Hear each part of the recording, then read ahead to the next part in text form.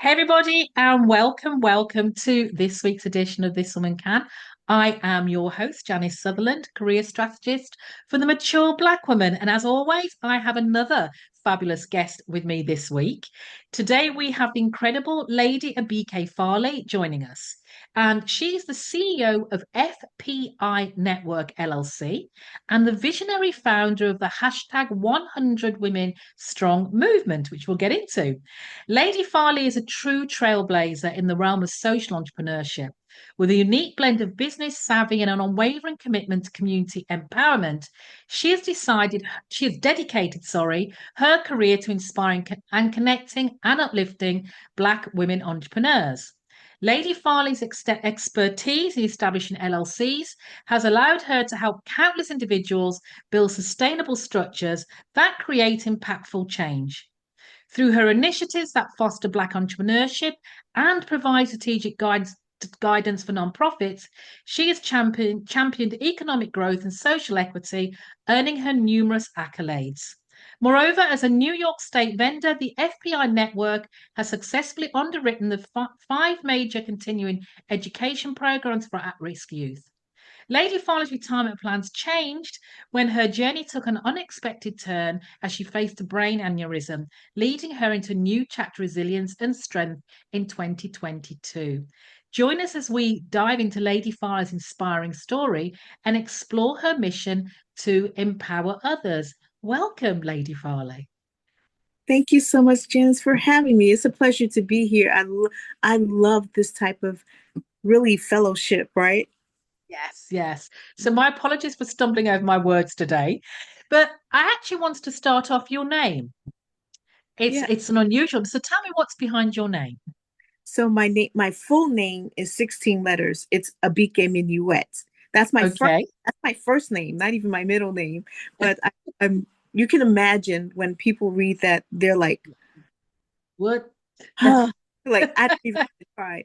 So I decided that everyone who I know, they all call me Lady Farley because it's much easier than trying to get out Abike or even Minuet. But they're not Yes. Nigerian descent, but that's where my name comes from. But Lady Farley just seems so much more simpler. And regal. Well, thank you. Yeah, And regal. Though I do love a BK too. thank you. You're actually one of the few persons who've gotten that right. Most people call me a bikey or a bike, and I'm like, no, it's No. yes. No, that's fine. I do like, I think names are important, and I always strive to get it right. And if I don't know, I ask. Yeah. Yeah. So, lady, tell us about your journey, and where you got to where you are today. So I'm a firm believer that nothing is by happenstance, but I do believe that tragedies lead us really into a lot of our destinies. And we hate to look at it like that, Yeah. because we want life to be, I think there's a saying that if you give God, you tell God your plans and he will laugh, right? 'Cause, you know, like life didn't go the way I thought it was going to Yeah. go. I thought after working on Wall Street for probably close to 18 years, and when I got my brain aneurysm, I thought that, well, my job will still be there because Yeah.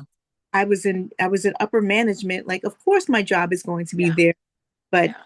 that was not the case. And as a woman of a certain age, let's say that, Yes. you know, Yes. Yes. and then to be a Black woman on top of that, you Yeah. Yeah. know, I found that I did have to reinvent the wheel. Like what I thought Mm. was supposed to work Yeah. Yeah.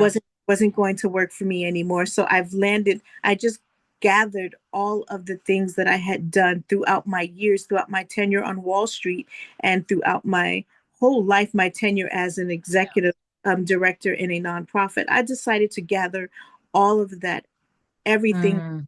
experience, and just pave my own way. And Yeah. Yeah. that's And that here. And you know what I love about that is that so many of us forget how much experience and skills we have accumulated over our many decades, because we're all women of certain age, but we forget that those skills we've acquired, we often take them for granted. So, and we're but when we're faced with a situation where we have to change, or where we're thinking of changing, sometimes we're a little scared because we think we're starting over, when in fact we have a bag of tricks that we have been dipping into for many, many years that will come to our aid. So lady, when you were faced with making that change, and you had to make that pivot, what do you think was one of the biggest challenges you faced doing that? Well, honestly, convincing myself and believing in myself that at this age, although you're right, I didn't start over, but Mm, could not figure out how was I going to fit into this world where it seems everything was anti women my age. So yeah, yeah, as a woman, I had to fight, we all know that the financial industry, it was a man's game. Fair, yes, it's yeah. a fair thing to say that. And then I'm like, okay, as a Black woman, then I had to fight Mm, there. And now mm, here I am in my mid 50s saying, listen, I'm an asset to your company. I can be an asset to your corporation. Look at my experience. But yeah. then having to convince myself that just because I couldn't wear my 4-inch stilettos. Like I spent a year in a wheelchair after my brain injury, so I couldn't go back into my heels. Yeah, So I had to convince myself, really remind myself that although I'm not in high heels and I'm not walking around in a little skirt and a blazer, that I yeah, am more than those things. I yes, yeah, some all of the beautiful things that God made me. But yeah, when you're in the workforce, we're so convinced that our outer appearance is so much of who we are, and our what makes us an asset, that we yeah. need to be retrained, and I had to retrain myself in that area. Yeah, fabulous. And know that you can still stand tall without your 4-inch heels and be more comfortable. Indeed. Indeed. But I like what you said there about the fact that we have to, I suppose, get to know ourselves again and separate identities, because I think society's probably done a number on us and saying that, tying our worth, our identity into the roles we have, the jobs we do, the careers we have. So lady, how did you divorce, for want of a better word, yourself from that? How did you reclaim your identity, for want of a better word term? By force and by fire,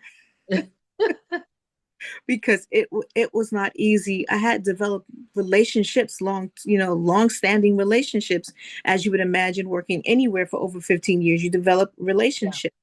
yeah, But I thought that the same way they received me, other people would receive me the same way. When I found that it wasn't so, I just refused to give up. I just kept going and kept going until, like you said, I was standing tall in my Skechers, standing yeah, tall with my briefcase under my hand, and now maybe a baggy dress because those slim skirts don't fit anymore. But yeah, it took me to keep going, falling, getting back up, yeah, going, listening, and learning that a no is just temporary. It's not yeah, permanent. yeah, yeah. Fabulous. I like that. No is temporary. I like that. So just changing tact a little bit, how do you think your identity as a Black woman has shaped your journey, especially in midlife and beyond? Wow, that's a loaded question, because there's, as an Nigerian American, Yeah, like my perspective is different, and yeah, there's a constant battle. We like to, I don't know why we like to divide ourselves up so much, yeah, but there's a constant battle and having to be American enough, Nigerian enough, and then having to be human enough to fit in societies where normally, women like us, Black women who are yeah. not, they're not registered as, qualified, as experienced Mm, or professional or as educated. But mm, it took a lot of convincing people that first and foremost, the only thing that matters is the human spirit that we carry. So mm. matter what I look like. You know, I could be wealthy, I could be poor, I could be white, I could be black, you know, I could be young and I could be old. But if I don't have a good intent, if I don't have a spirit that's full of light, what good does my interaction do with anyone anywhere in the world? Yeah, yeah, yeah. And how has community, especially you're going through and you're making the change and the transition, how has community, whether personal, professional, played a role in your journey?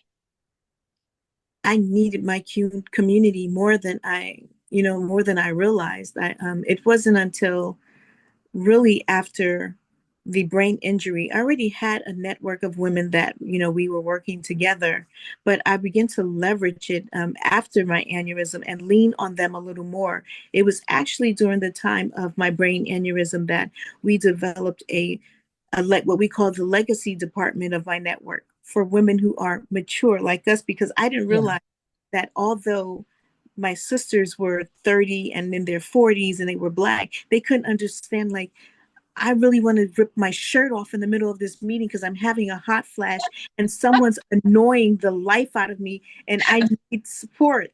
It took uh, all of the women in my network to come together and say, listen, like some of the women who are a little more mature than myself, they're like, I've been your friend for years. You didn't know about hot flashes. You should have asked yeah, me. I'm like, yeah, I never knew I would get to this place, but yeah, yeah, unity yeah. has everything to me. Yeah, yeah, and I think for our, I suppose I'd say our generation, because our mothers never really spoke about it because it was all very hush hush.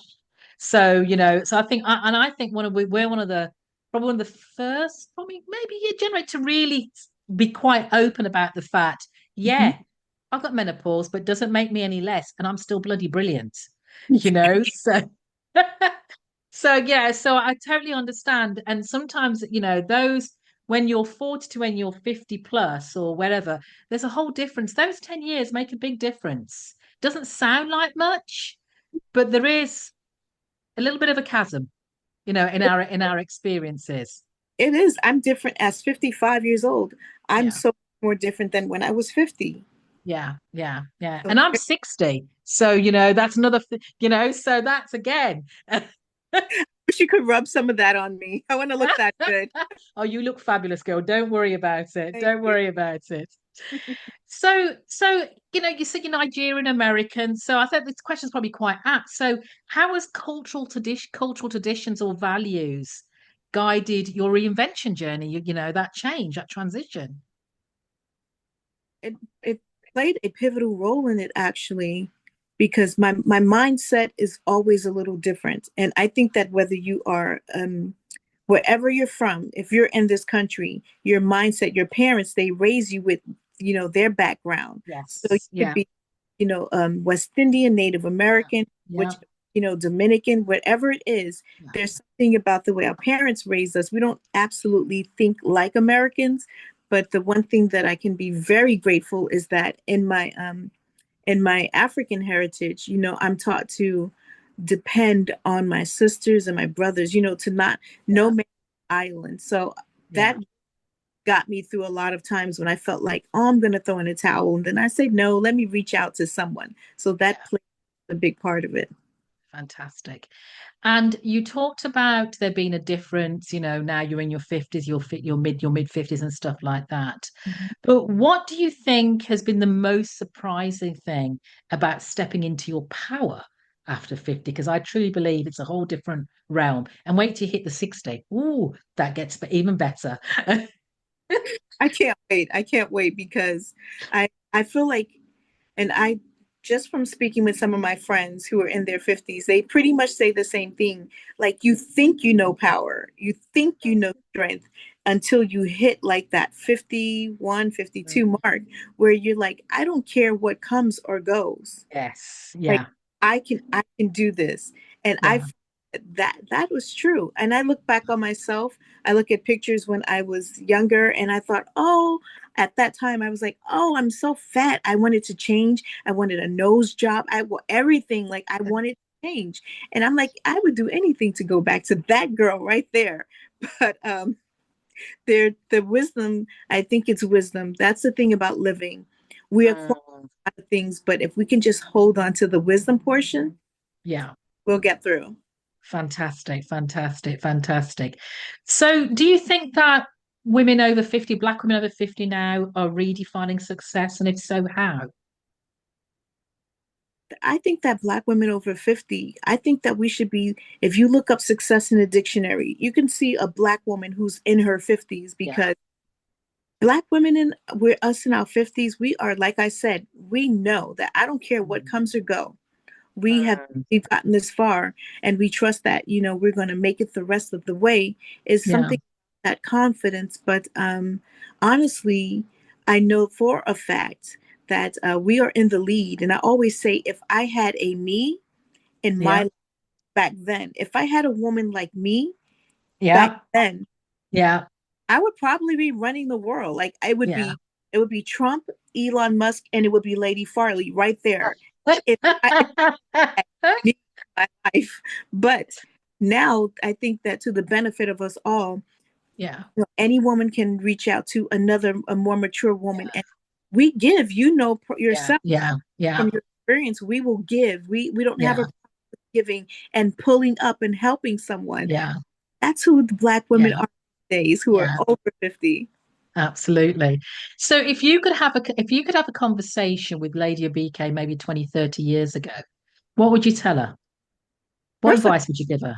I would say, girl, you are cute. Don't sweat it. You're cute. You're cute. I would I would definitely tell her to I would take more stock in Yeah. my parents. I didn't know. You never think that one day they're not going to be here. Yes. Yeah. But they're really Yeah. the foundation of all of our Yeah. experience, the Yeah. foundation, how we're going to live our lives. But I would have taken Mm. stock in them. They're not, neither of them are around, but I would have loved to have sat with them and asked them, like, what are your thoughts? What are your Yeah. dreams? Just Yeah. saying I'm right Yeah. about it. I Yeah. would Yeah. ask. Yeah. And I love that because one of the things again, my mom passed just coming to a couple of years ago, and I realized there was so much I didn't know about her. And my son thought the exact same thing, and he bought me a book at Christmas. That was a journal that was tell me. It was literally about tell me about you, mom, and it's got lots of prompts, journaling prompts. That's made me think about how as I've aged, so that will help him get to know me more. So like you said, if you're listening and you still have your parents available, take some time just to get to know a little bit more about them and things you'd be surprised at some of the answers, to be honest, because they definitely lived a life before we came along. That's and especially our parents were, my parents in particular, were my mom. My dad is Nigerian, but my mom, when she met her second husband, so the man that raised me, when she met him, Yeah. they met in college, and they were right in the middle of cross burning. So they had crosses burned on the college, and she lived Yeah. in the same community as Mega Evers, but it never occurred to me to grab that information. Yeah. Like, Yeah. had Yeah. no. Yeah. Yeah. Yeah. Thanks for sharing that. Thanks for sharing that. So lady, how do you think your life experiences have shaped the way you approach this stage of life Mm. or career? Yeah, well, this is the thing, and I teach this to the women in my network. Approach your career the way you approach your personal life, because they both are to serve you. But Yeah. if you do them well, you'll be able to serve mankind with both your career and your life. But Okay. I approach them the same way I treat people in business, the way I treat my family, the way I would want someone to treat me. Yeah. I work ethically, and I believe in being a good, strong person in business, but also having character and good morale, Yeah. because and in my personal life. So if you live them both the same, you don't have to go to work and switch off one, and you don't have to come home and Yeah. switch one. You can be Yeah. the same person all around. And That's I think it's important. Yeah, absolutely. Yeah, 'cause sometimes we do have the different facades depending what space we're navigating and Yeah. who we think we need to be as Yeah. opposed to who we are. And that's a huge difference. And I think that for me, when we've talked earlier about, not giving, not caring, that for me is the most liberating thing of being very accepting of who I am at this stage of life and making no apologies for it. Yes. Yeah. So yeah, that's a really beautiful stage. So we're coming down to our last few questions, lady. So, what myth about aging or midlife have you busted for yourself? Well, I remember most of my aunts and my mom in particular, they would say, you grow the mustache, the boobs get a little heavier and the waistline gets a little thicker. That's true, but it doesn't have to be that way.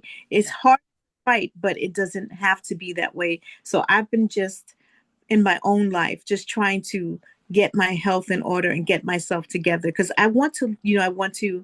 we're like machines, if we maintain them, they yeah, longer. So yeah, yeah, the myth yeah, is that we have to, because we don't. We don't have to let our bodies go down and say, I'm getting old.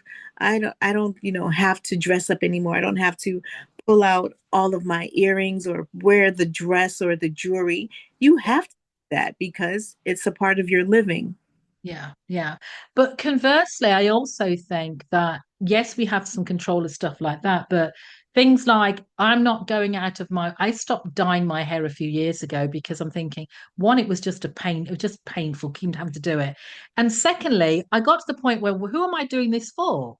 Because who am I trying to fool? Because I'm a woman who has loads of wisdom, and this wisdom didn't come without a few grey hairs. I didn't get a few years. I didn't get to this stage and this level of wisdom for you not to think that I wouldn't have a few grey hairs. So who am I trying to fool? So yeah, so I'm not going to hide who I am to Yes, make you comfortable. yes. And that's the thing, Janice, that was really catching me up when I began to get back out there after my time off from my brain injury. Yeah, I would go into places and they would look me up and down to measure who I am. And yeah, yet there's more gray hair. yeah. I went through I still do dye my hair because I just happen to like the way I look with black hair, but it's not to prove anything to anyone. But you're Yeah. absolutely right. We are judged. And, unfortunately, when people read us, they don't read that as wisdom. They read Yes. you're an old model Old. or Yeah, something to put away. You're yeah, absolute, you're not new, you're yeah, not shiny anymore, you're a little yeah, gray on the top, but it's yeah, the yeah. world. And that's why we have these conversations to let people know we're loud, proud, and we're still alive. Thank you very much. So, lady, tell me a little bit about your hoodie, the 100 Women Yes, Strong Movement. Tell me about that. this is our nonprofit. And so the 100 Women Strong Movement, we've been running this. This is the daughter to our parent company, the FPI Network. We have been running this nonprofit for at least 8 years. And every year we help women get acclimated in business. We teach them business savvy. And it doesn't matter where they are. Some of the women are, like myself, are finding that their lives have taken a pivot. Yeah. And like, my husband of 45 years left me, and my children are moved out. Like, what Mm. do we do? We are a full service network. So we try to take care of everything from A to Z. And Wow. under this banner of the 100 Women Strong movement, I have committed all of the professionals in my network to every year we go out and get one or Wow. two women and help them come up from wherever they are. Fabulous. We help lift them up. And at the end of the year, if we don't have 100, I say, listen, next year you have to go get 4 persons because go. As I say, each one teach one, Yeah, and just keep support because keep supporting. yeah. So, in last interviewish question, um, what what's one book, podcast, or resource that changed your perspective on life after 50? I wish that I could say it was a podcast or a book that you would be, well, you're probably familiar. And this is just me. The only thing that has truly helped me solidify who I am, that there's still value in me in this body, was the Bible. I had to go to the Word of God to go back to the beginning to see that just as He made me fearfully, I'm wonderfully created and crafted Mm. by the hand of God. And I had to read that over and over and over again and get it in my mind when people were behind my back calling me the N word, or, saying that I'm old and I'm washed up. I had to come back to that, Yeah, repeat it over and over to be reminded of who I am and what I'm capable of. yeah, yeah. Beautiful, beautiful, beautiful. So, what next? Well, I'm glad you asked that, because I'm going, I'm going, I'm going to ask one of the directors in my network to reach out to you, because Okay. we have to get you in our magazine. We have a magazine. We have close to 700 subscribers, Oh, but wow. what's next is giving the magazine is to design to do just what you're doing here, to enlighten others about the lives of the people in our communities, the unsung heroes. So Yeah. what's next is to get this magazine published. Right now we're quarterly, and we're just an e-magazine, but since we have everyone raving, I need to have this printed. I want to show my cousin this article. So what's next is getting this magazine onto newsstands. Yeah. Fabulous, fabulous, fabulous. I wish you well with that. That's a big undertaking. Yeah. Oh, That's yes. that's a big undertaking. That's a big undertaking. So, Lady Farley, it's been lovely talking to you this afternoon. Thank If you. persons want to know more about what you do, connect with you, just reach out to you, how can they do that? They can go to our website, fpinetwork.com, and or they can find me on Instagram, social media. So FPI Network LLC. They can message me. I respond to all of my messages all the time. It may take a day or two, but I respond to everyone. Fabulous, fabulous. So that was my last question. Thank you Thank so much for being my guest today on This Woman Can.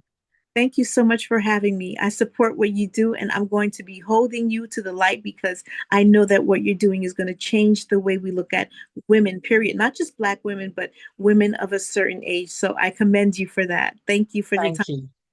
Thank you. Okay.